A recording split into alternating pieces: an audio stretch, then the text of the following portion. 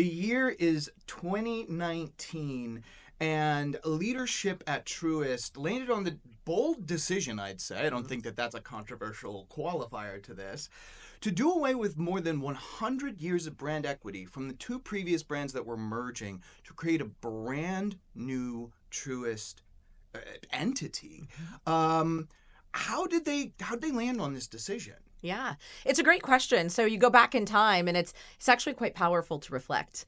If you think about the really deep and rich history of both organizations, and then the timing of bringing those teams together, there was an opportunity, and our leadership acknowledged that clearly. And so this opportunity presented itself to bring two very rich histories together, but really align upon one vision and one new brand. It's a digital era, a new age for financial services. And so we had an opportunity to have white space and really define a new brand. So bringing together two incredible teams, both have a lot of wonderful history behind them, but really kind of paused for a minute and said, hey, let's imagine one unified purpose and let purpose be our driver. And so that was sort of where it all started. And then we had this white space to imagine who did we want to be, and all the fun that comes with deciding the new brand name, the colors, the logo, all of our messaging, all those fun and exciting things.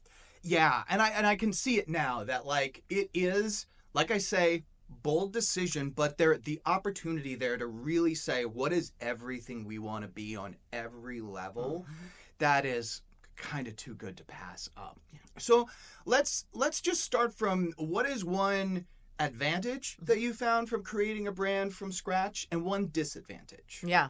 So I'm going to start with the disadvantage because everyone always says, well, tell us what it's really like. Yeah. Point blank, look, it's hard work, right? It's a lot, to your point.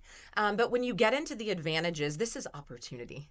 It's white space, and really being able to co-create alongside your teammates. I think that's a really important piece of the equation. So we had folks who were very proud of the brands where we came from, and now you're bringing them together and really under one unified purpose. Our purpose is all about inspiring and building better lives and communities. In financial services, it's quite remarkable. We have a noble responsibility, and it's quite rewarding. And so when you think about really having one unified purpose, that's where we started. And then we said, okay, let's bring the teams along to co-create because, from a brand affinity perspective, your teammates are the face of your organization. Your teammates are the brand. They bring the brand experiences to life. And so co-creating on that journey, to me, was magical. If you see, what we went through, we had naming contests. We allowed teammates to opine when it came time to consider all different parts and pieces. They were along that journey with us every step of the way. And so there's power of ownership. Yep. Right? And when you think about, and that when you think about ownership, how powerful that is. If I'm a teammate and I see myself and what I'm doing each and every day, I am the brand and I am the manifestation of those experiences coming to life. So it was really, really powerful. Again, a lot of hard work, but the advantages far outweigh, I believe, the disadvantages.